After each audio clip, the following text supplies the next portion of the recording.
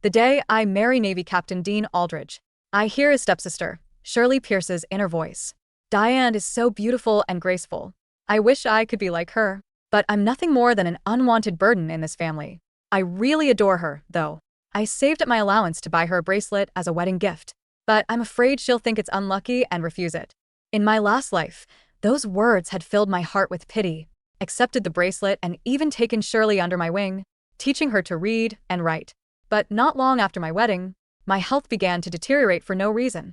It wasn't until I lay dying that I discovered the truth. The bracelet Shirley had given me was cursed, and she deliberately made me hear her inner voice. She'd long been in love with Dean, and was determined to make the Aldridge family hers one day. Now, when I open my eyes again, I find myself back on my wedding day. I heard Shirley Pierce's timid thoughts as she shrank by the doorway. Despite the resentment surging through me, I raised my hand and beckoned her over with a look of tender affection. Noticing the way I gestured for her, her face flushed red as she clutched a small box in one hand, and the other fidgeted nervously with her dress. She opened her mouth, yet failed to say a single word, looking utterly nervous and uneasy beside her. One of the relatives chuckled and teased. "What's wrong, Shirley? Is your new sister-in-law so frightening that you can't even speak?" Shirley quickly shook her head and carefully held out the box to me. Her eyes filled with expectation. I smiled as I accepted it, though I knew this very gift had led to my death. I opened it, a look of delight on my face. "This is beautiful, Shirley. I love it." With that, I clasped the bracelet around my wrist in front of everyone. A flicker of triumph flashed across Shirley's eyes, before she looked up at me with delight and joy. As the bracelet gleamed against my pale skin, the crowd was full of praise for Shirley. They noted that even though she was just a stepsister, she was a good child. In the 2 years since she joined the Aldridge family, she'd always been well-behaved and modest, unlike her scheming mother, Helen Winthrop. But they would never know that Helen was nothing but a fool, who put on airs. The real cruelty and cunning lay in Shirley, who was blushing from the compliments. The next morning, the Aldridges gathered together for once, with Shirley and Helen bustling about for breakfast. I casually said, "Shirley's already 17, so she shouldn't be spending her days at home. She needs to study. Shirley finished elementary school, Diane. She can read at that." I turned to Helen and feigned surprise. Elementary school? That's not enough. She should continue studying. After all, she's a daughter of the Aldridge family. I have relatives who work at a boarding school in the city. I'll arrange for her to be enrolled there. Shirley's expression darkened at that.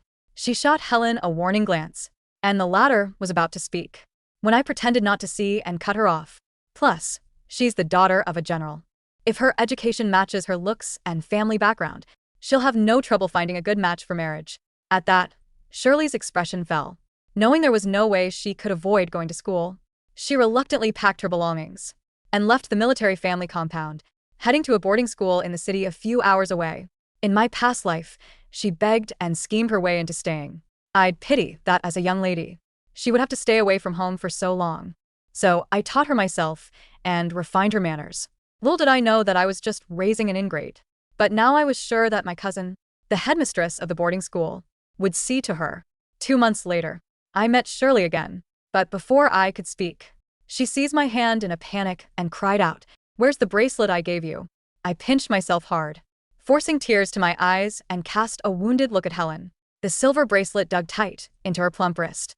Seeing that, Shirley shoved me aside and lunged at Helen, yanking that bracelet off Helen's hand. She hurled it far away. Shirley demanded, "Why is the bracelet I gave Diane on your wrist?" She glanced at my father-in-law, Arthur Aldridge, and my husband, Dean Aldridge, putting their stern expressions. She quickly reined in her panic and feigned anger. As she turned on Helen, I stepped forward and pretended to smooth things over with a smile. "Don't be upset, Shirley. It's enough that you thought of me. Helen missed you while you were away at school. When she heard that this bracelet was a gift from you, she wanted to keep something of yours close. So she bought me a necklace and asked for the bracelet in exchange." As if she'd just been saved from the predicament, Helen nodded eagerly under the weight of Dad's and Dean's stares. "Yes, that's exactly it. I missed you so much, Shirley. It wasn't because I was greedy for the bracelet. I bought a new necklace and traded it with Diane." I nodded in agreement. While it was true that Helen had asked me for the bracelet, it hadn't been because she'd missed Shirley.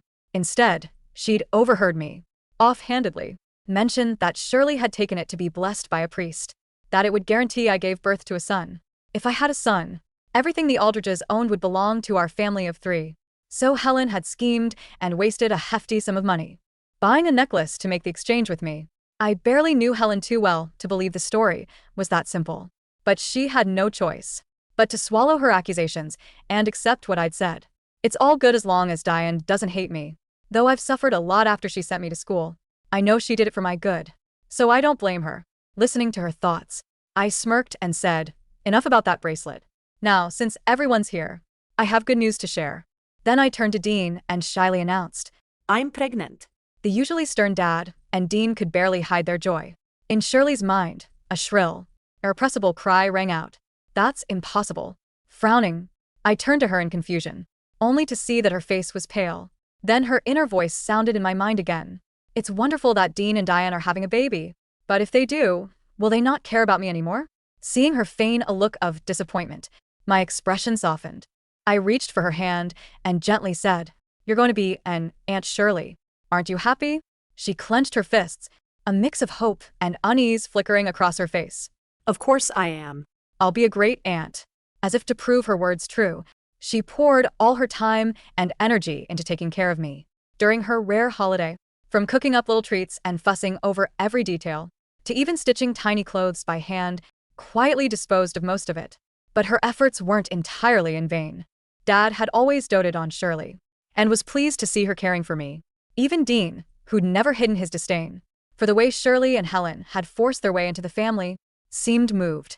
He said, when the day comes for Shirley to marry, as her brother and sister-in-law, we should make sure she has a proper wedding gift. All I did was smile and nod.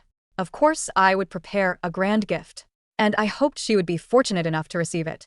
One afternoon, Shirley stepped forward with a white porcelain bowl and shyly called out to Dean. Only after he nodded did she turn sweetly to me. You hardly ate at lunch, Diane.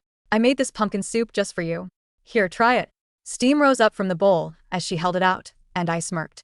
With a sudden flick of my hand, I pushed it away and covered my mouth as I doubled over, retching violently. Ouch. It hurts. Scalding soup tipped over and splashed across Shirley's body. Almost instantly, her skin turned red where it burned her crap. Her inner voice slipped out for a moment, before she forced it back down. I covered my mouth and nose, snickering mockingly. Was she finally losing control? Shirley, what did you add to that pumpkin soup? Diane's never had morning sickness. Couldn't you have been more careful when carrying something that hot? What if you burned her and hurt the baby? Hearing Dean's words, Shirley turned to him in disbelief. But his eyes were fixed on me, and he didn't bother to spare her a single glance at all. Biting her lip, she lowered her head with a look of grievance and whispered an apology. Sorry. A heartbeat later, her inner voice spilled into my ear, deliberately letting me hear her thoughts. Why am I always so clumsy? I just wanted to take care of Diane and make sure my little nephew or niece will be born safe and sound. Thank goodness it was me who got burned and not her. I quickly adjusted my expression and tugged guiltily at Dean's sleeve, before murmuring, it's fine. Maybe it's just because I'm further along now. And this has nothing to do with Shirley. She's just a young lady. How could she know how to look after someone who's expecting? His dark expression softened at that, before he gave me an exasperated look. You're just too kind, Diane. Then turning to Shirley, he said, Diane's right. From now on, you don't have to concern yourself with her meals or care. Just focus on your studies. She's already called in a lot of favors to send you to school. Seeing the stern, unreadable expression on Dean's face, Charlie's hatred deepened. She pressed her nails into the blisters on her burned hand until they burst. Yet she didn't seem to notice. All she did was lower her head and nod obediently. Soon after, she went back to school with her arms still raw with burns. On the rare occasions that she came home, she never stayed for long. As my baby bump grew bigger, Dean became even more cautious. He insisted on checking every bite of food, every piece of clothing, and every item I used before he let me near it. We could have relied on Helen, who used to be a housekeeper, but Dean despised her. After all, she'd wormed her way into Dad's bed while the latter was ill, and then blackmailed her way into marrying him. Hated her so much that he wouldn't even look at her, and brought in an experienced caretaker to look after me. That left Shirley with no chance to get close to me. It wasn't until just before my due date, when Shirley came home for summer break, that we finally met again. Smiling sweetly, she seemed all grown up as she held out a protective talisman. Diane, I went to church with my classmates and got this talisman. Wear it and it'll keep you and the baby safe throughout the delivery. Her inner voice swiftly followed. She must think poorly of me after the pumpkin soup incident, but I heard from the priest. that this protective talisman keeps people safe. And she rubbed her knee with exaggerated movements and waited until I glanced over before continuing in her mind. I climbed all 999 steps to the church on my knees to get it, But I won't tell Diane that. it would only burden her. Hearing her words, I looked up in surprise and clasped her hand, my eyes tearing up in gratitude. Shirley, you silly child. I promise that I'll keep this talisman close. She feigned a puzzled look, but the moment I turned away, a fleeting triumphant smirk flashed across her face. Soon I was due for delivery. As I was taken into the delivery room with the protective talisman, Shirley lingered nearby, looking like someone who was waiting for a show to begin. Sharp pain ripped through my body and blurred my consciousness. Each contraction stole my breath until all I could do was cry out, "Push, Mrs. Aldridge. You're almost there," the doctor urged and cheered me on. But I could feel my strength draining fast. "Dean, Diane is in so much pain. Go in now. She needs you." Shirley's shrill voice carried from just outside the door. The thought of me giving birth to a nest of monsters had her practically trembling with excitement. "Stop this nonsense, Shirley. Diane is in labor. I can't just barge in and disturb her." Dean snapped, worry etched all over his face. Shirley's constant goading made his temper flare, but he forced himself to hold back. His voice somehow gave me strength. I drew in a deep breath, followed the doctor's instructions, and pushed with everything I had left. The delivery room soon filled with sharp gasps from the medical staff, and my own cries of agony. "Dean, she's suffering so much." The doctor sounded alarmed, so something must have happened. "Fine, if you won't do anything, I'll just be the bad guy." Shirley shoved the delivery room's door open.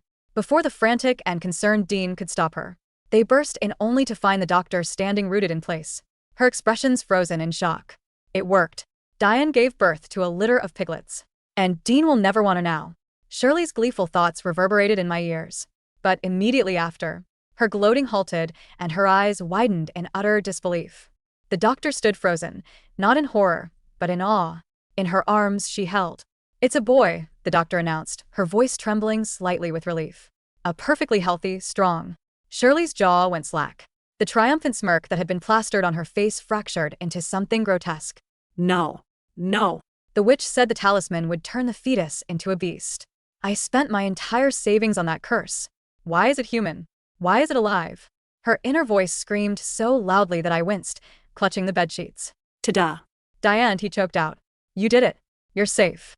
Get out." The roar came from my father-in-law, Arthur Aldridge. He had followed them in, his face thunderous. He wasn't looking at the baby. He was looking at Shirley. "You burst into a delivery room?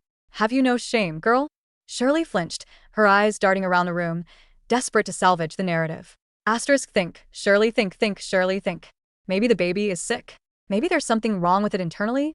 I was just so worried. Shirley stammered, tears instantly welling up in her eyes, a practiced reflex. "I heard screaming, and I thought Diane was dying. I just wanted to see my nephew." She stepped forward, reaching out with trembling hands toward the doctor. "Let me hold him. Let his auntie hold him. I'll drop him. I'll pinch him until he screams. I need to check if he has a tail. I need to find the deformity." As her filthy thoughts poured into my mind, a surge of adrenaline cut through my exhaustion. No. Irrespet. The room went silent. I looked at Dean, my eyes pleading. "Don't let her touch him, Dean. The talisman." Shirley froze. The talisman?" I weakly pointed to the bedside table, where a small, charred pouch lay. I was afraid I would lose it during the labor, so I tied it to the bedpost instead of my wrist. Look. Everyone's eyes turned to the metal bedpost. Where the talisman had been tied, the iron was discolored, rusted through as if eaten by strong acid. The fabric of the pouch was singed, emitting a faint, sulfurous odor now that the air had settled. "I didn't want to worry you," I whispered, looking at Dean. But it started burning my skin the moment I entered the room. Dean's face went cold. He walked over, untied the pouch with a handkerchief, and brought it to his nose. He recoiled instantly. Musk and concentrated lead powder. The doctor sniffed the air, frowning. "And something else, something necrotic. If you had worn this during labor, Mrs. Aldridge, the toxins could have caused a stillbirth or severe neurological damage to the infant." The silence in the room was heavy, suffocating. Shirley's face drained of all color. That stupid witch. She made it too strong. It was supposed to be subtle magic, not poison. They'll know. They'll know it was me. I didn't know." Shirley shrieked, backing away. "The priest gave it to me. I swear. I climbed the steps. I prayed." Dean turned to her. The look in his eyes was one I had never seen directed at family before. It was the look of a soldier staring at an enemy combatant. "Arthur," Dean said, his voice terrifyingly calm. "Take her out. And lock her in her room. No one speaks to her until I come out." "Dean, please. I'm your sister." "You are a step-sibling," Dean corrected, his voice slicing through the air. "And right now, you are a suspect." As Arthur dragged a weeping, thrashing Shirley out of the room, her inner voice was no longer calculating. It was a chaotic mess of fear. Helen. "Mom needs to fix this. Mom will get me out." I let my head fall back against the pillow, watching the nurse clean my beautiful son. I smiled. "Run home to mommy, Shirley. That's exactly where I want you both." I named him Leo, for he would have the heart of a lion. Recovery was slow, but unlike my past life, I was surrounded by genuine care. Dean took a leave of absence from the Navy, refusing to leave my side. But the sweeter the atmosphere in the nursery, the darker the storm brewing downstairs. 2 days after the birth, I sat in the master bedroom, Leo sleeping soundly in his crib. Dean entered, holding a file. He looked exhausted, his jaw unshaven. "We analyzed the contents of the pouch," he said quietly, sitting on the edge of the bed. "It wasn't just lead, Diane. It was laced with a crushed herb known to induce miscarriages. It wasn't a mistake. It wasn't a bad superstitious charm. It was a biological weapon." I reached out and took his hand. "Shirley is young, Dean. Maybe she was tricked by someone." I said it to bait him, and it worked. "She's 17, Diane. Not 7. Dean stood up, pacing. And I looked into the priest she visited. There is no priest. I found the receipt in her room while she was being held. She bought it from a back alley herbalist in the slums known for cleaning up unwanted pregnancies. He tossed the receipt onto the bed. "And Helen." He stopped, his fists clenching. "What about Helen?" I asked softly. "She's been trying to bribe the servants to let Shirley out. She claims Shirley is sensitive and misunderstood. She tried to throw away the soup tureen, the one Shirley used to burn you. She's destroying evidence." I looked down at my hands. "Dean, I never wanted to cause a rift in your family. Maybe we should just let them go back to their old lives? If they leave the compound." "No," Dean said, darker than I had ever heard him. "They tried to kill my son. They tried to kill my wife. If I just kick them out, they'll find another victim. I'm going to destroy them, Diane. Legally, socially, and financially." I hid my smile in my teacup. "Good." Later that afternoon, I requested to see Shirley. Dean was against it, but I insisted I needed closure. They brought her to the parlor. She looked ragged. Her usually pristine dress was wrinkled, her eyes puffy.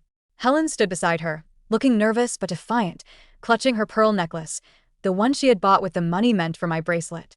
"Diane," Helen started, her voice shrill. "This is all a terrible misunderstanding. Shirley is a pious girl." "Quiet," I said. I didn't raise my voice, but the command whipped through the room. I looked at Shirley. She was staring at the floor, trembling. "I hate her. I hate her. Look at her, sitting there like a queen. If I had just used a higher dose in the soup, if I had pushed her down the stairs." "Shirley," I said gently, "I forgive you." Shirley's head snapped up. What? "Is she stupid?" "I know you didn't mean it." I lied, my voice dripping with honey. "You probably just wanted to help, and that herbalist tricked you. Dean is very angry, but I can convince him to let you stay." Hope flared in Shirley's eyes. You would do that?" "Of course. We are family." "But..." I leaned forward. "You need to return to boarding school. Dean won't be able to stand the sight of you for a while. If you go back, finish your semester, and come back for the baby's 100-day celebration banquet, I'm sure he will have cooled down." Helen nodded vigorously. Yes. "That's a wonderful idea. Shirley loves school. I hate that school. The headmistress makes us scrub floors. But it's better than prison. I just need time. I need to get back in Dean's good graces." "I'll go," Shirley said, forcing a grateful smile. Thank you, Diane. "You really are the best sister-in-law. Just you wait. I'll come back for the banquet. And this time, I won't rely on magic. I'll ruin your reputation in front of the entire elite circle. I'll make everyone think you're insane." I smiled back, genuine delight reaching my eyes. "I'll write to my cousin, the headmistress, and tell her to take extra special care of you." For the next 3 months, the Aldridge household was peaceful. Helen, stripped of her allowance by Arthur and watched like a hawk by the servants, withered. She tried to play the role of the doting grandmother, but Dean wouldn't let her within 10 feet of Leo. Meanwhile, I maintained a correspondence with my cousin, Margaret. Margaret was a stern woman who believed in discipline, but she was also fiercely loyal to family. In my past life, I had shielded Shirley from Margaret's discipline. In this life, I told Margaret everything. I told her about the soup. I told her about the poison. Margaret's letters back were brief and satisfying. "Understood." She has been assigned to the scullery duty for her character building. She attempts to spread rumors about you here, but I have publicly corrected her. She is learning the meaning of hard labor. Shirley was living in hell, but her hatred was a fuel that kept her going. I could feel the distance of her malice even from miles away.